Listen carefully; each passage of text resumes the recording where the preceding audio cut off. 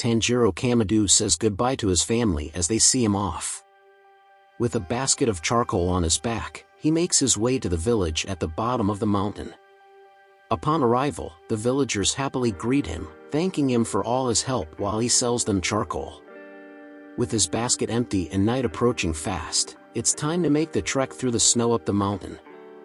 At the foot, he's stopped by an elderly man who offers him lodging for the night. It's too dangerous. Doesn't he know demons hunt night? Tanjiro is reminded of his grandmother, who spoke of demons, but assures the man his keen sense of smell will keep him safe in the snowstorm. He won't take no for an answer, however, and Tancredo is forced to accept. He sets off up the mountain the following morning. Tanjiro notices the scent of blood as he approaches his family's home. Panicked, he rushes, only to find his worst nightmare come true. His family lay slaughtered, door ajar, blood staining the freshly fallen snow. His sister Nezuko is the only one that's still warm. He picks her up, intent on finding a doctor. Suddenly, Nezuko stirs in a strange, animalistic state, clearly no longer human. They struggle and careen off a cliff into the snow below. When he comes to, Nezuko attacks him while Tanjiro tries to get through to his sister. The malice in her eyes disappears for a moment, and she begins to cry when a young swordsman appears, racing towards the pair. Tanjiro pushes her out of the way. The swordsman is furious and demands to know why he's protecting a demon. Tanjiro explains that it's his younger sister, but the young swordsman isn't having it. He frantically tries to convince him that there was another scent at the scene, and his sister does not eat humans. He insists that he's going to find a way to change her back, but the swordsman tells him it's irreversible. Tanjiro gets on his knees and begs him to spare her as he holds a sword to her throat. Reminded of his own family, the swordsman berates Tanjiro, telling him that being weak will just get him killed. His failure led to his sister being captured, and there's no way he'll be able to protect her. Filled with rage, Tanjiro gets up and launches a frontal attack. He throws a stone at the swordsman and rushes directly towards him with his hatchet, but the swordsman knocks him unconscious before he can get in for her. But the hatchet is gone, where suddenly the hatchet becomes lodged in a tree right beside the swordsman's head. Impressed that Tanjiro distracted him with the stone to get in ahead after he was unconscious, Nezuko breaks free and approaches her unconscious brother, but instead of devouring him, she turns towards the swordsman and protects him. The swordsman sheathes his sword and knocks Nezuko unconscious, deciding to spare them both. When Tanjiro wakes, he finds his sister beside him with a bamboo muzzle. The demon slayer tells him to find an old man who lives at the foot of Mount Sagi and mention his name. He also cautions him against exposing his sister to sunlight. After the swordsman disappears, Tanjiro and his sister set off.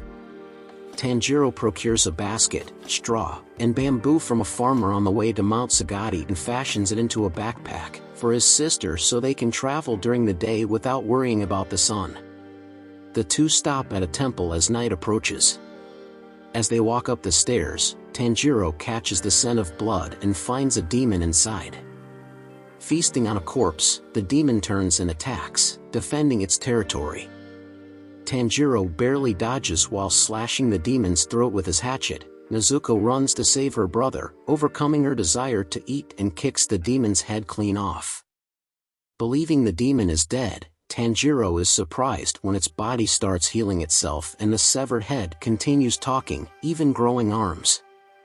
He uses his hatchet to pin the demon's head to a tree while he attacks the body and senselessly tackles it off a cliff, but his sister pulls him back before he falls. Not sure how to kill the demon, Tanjiro stands there. When a masked man appears behind him and tells him he can't kill it with a knife, he waits too long and the sun comes up killing the demon for him.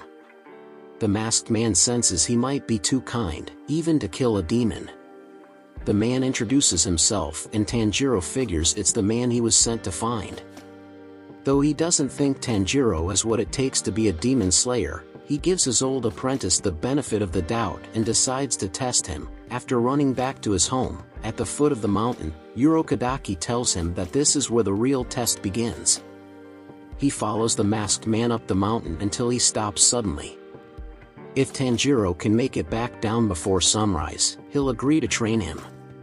Piece of cake, right? On his way back down, Tanjiro learns pretty quickly that the whole mountain is booby-trapped. It's going to be a lot harder than he thought. After a grueling night of avoiding traps, Tanjiro barely makes it down. Just in time for sunrise, remembering Ju's letter, Urokodaki agrees to train the boy and look after his demon sister. To begin his training, he must descend the mountain. As each descent becomes easier, the traps become deadlier. Until he's allowed to carry a sword, which helps, but also hinders. He's not used to the extra weight. The man then teaches him how to use the sword in battle. He teaches Tanjiro a special breathing technique called total concentration breathing, and promises to show him how to use all 10 forms of water breathing, which is his specialty. He practices everything the man taught him for the next 6 months, but he's only able to scratch the surface.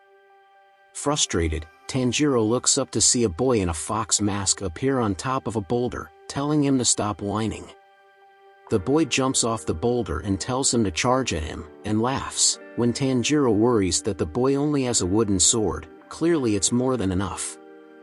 He berates Tanjiro for not learning anything. Simply repeating from memory doesn't make one master. He needs to pound the lessons into his body so he never forgets until they become second nature.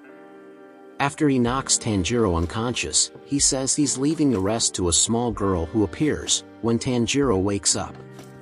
The girl introduces herself as Makomo and the boy as Sabito. She stresses the importance of total concentration breathing, telling him that the only way to truly master it is to practice it, until it kills him, for the next 6 months. That's exactly what he does. Well, he stops before it kills him, but he comes close.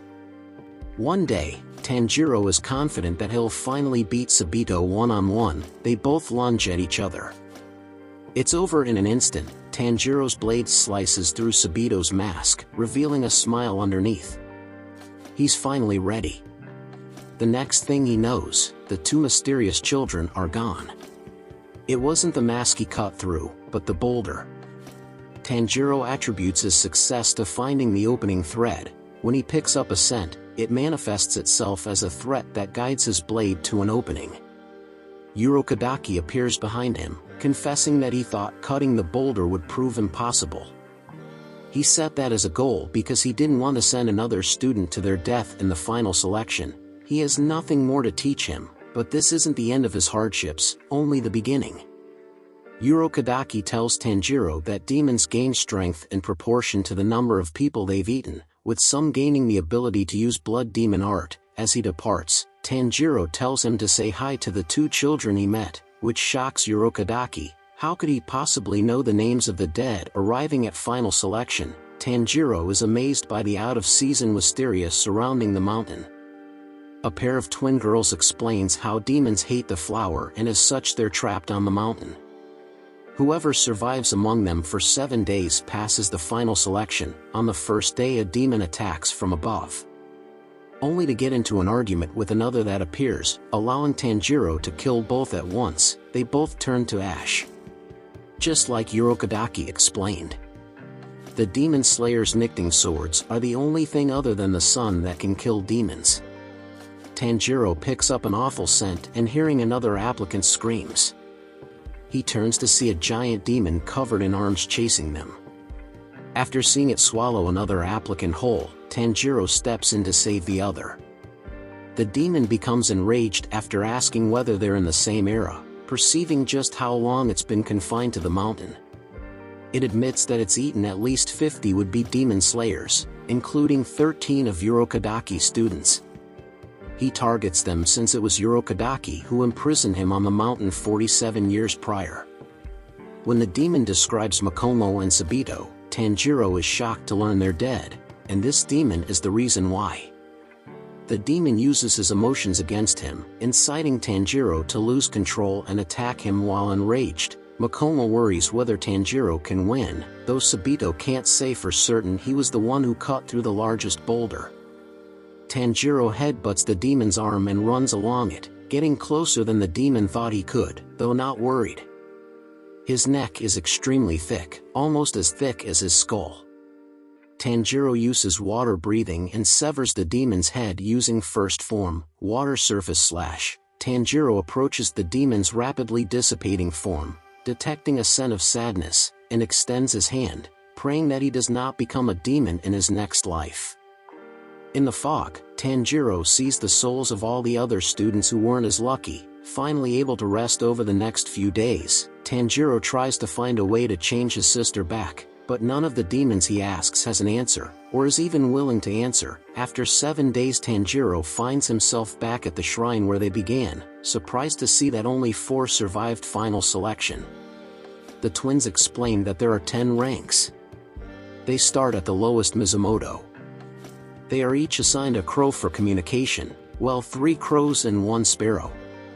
One of the boys demands his Nickting katana and is only angered further for having to wait 15 days for it to be forged, from where they select themselves. Meanwhile, a man receives notice from Kasugai Crow that there are 5 survivors in total. An exhausted Tanjiro drags himself back to Urokodaki and finds Nezuko awake for the first time since they arrived.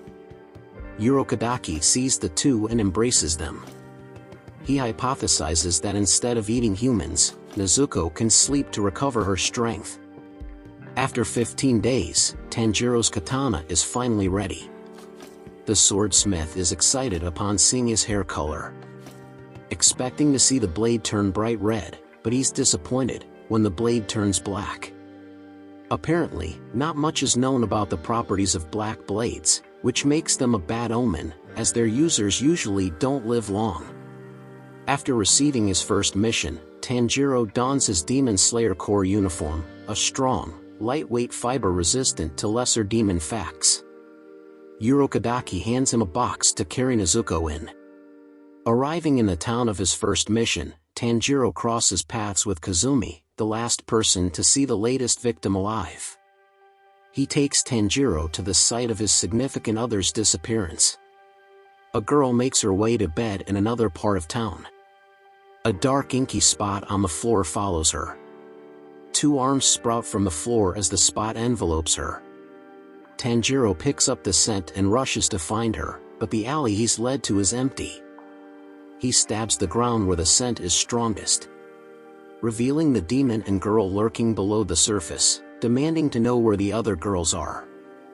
Only garners angry screeching from the demon. He gives the girl to Kazumi, who's shocked to find out demons exist. He remembers the last bit of information Urokodaki shared: the first to become a demon over 1,000 years ago, is the only one who can create them. Moves on Kabutsuji, and may be the only one who can answer his questions. Tanjiro tries hitting the demon below the surface, but misses all its vulnerable spots. There are 3 of them. Or are there? All 3 demons smell the same, and it becomes obvious that one demon split into 3. After missing again, the demon tries to grab Tanjiro. Right before it reaches him, Nezuko escapes from her box,